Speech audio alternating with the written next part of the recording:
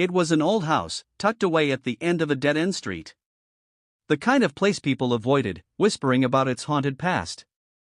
But to Lisa, it was perfect. A cheap place to rent after her messy breakup, a way to start over. She didn't mind the creaking floors or the dusty corners. What was there to be afraid of? The first night was peaceful. The house groaned as if settling into itself, but it was nothing unusual. However, by the second night, Lisa noticed something odd, a soft whispering coming from the walls. At first, she thought it was the wind, or maybe her imagination running wild. But as the hours ticked by, the whispers grew louder, more insistent. By the third night, Lisa was awake, staring at the shadows that danced across her bedroom walls. The whispers were no longer distant, but close, right behind the drywall. Lisa. Lisa. It was her name, unmistakable.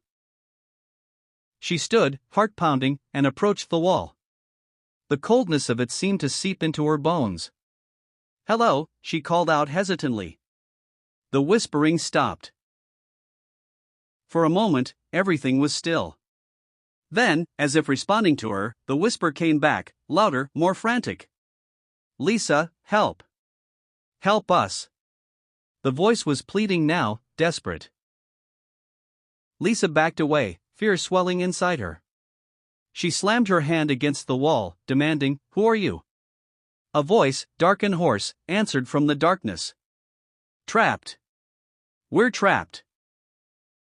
Suddenly, the room grew colder, the walls around her shaking. Lisa could feel the vibration in her bones, like a tremor, but the air was thick, suffocating. She ran from the room and made for the front door. But the house wouldn't let her leave. The door wouldn't budge, as if something on the other side held it shut. The whispers, now louder, were everywhere. In the floors, the ceiling, in the air itself. She ran upstairs, thinking she might escape through a window.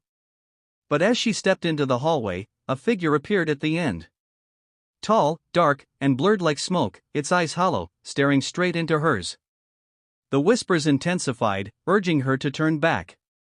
But there was no way out. "Help us," the figure rasped, its voice like nails on a chalkboard. Lisa screamed, trying to move, but her feet were rooted to the spot.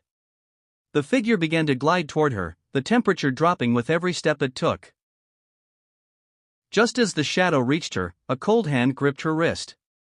"Lisa," the voice breathed, "you shouldn't have come." Her heart hammered in her chest. She fought, kicking and pulling away, but the shadow was stronger. And then she realized something: there was no escape. This house had already claimed its next victim.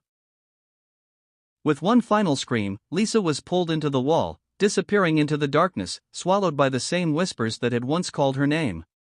The next morning, a passerby noticed the house, still and silent. The front door was wide open, as if someone had left in a hurry. But inside, the house was eerily empty. No trace of Lisa. No sign of a struggle. Just the soft, continuous whispers, growing louder in the walls, waiting for someone else to listen.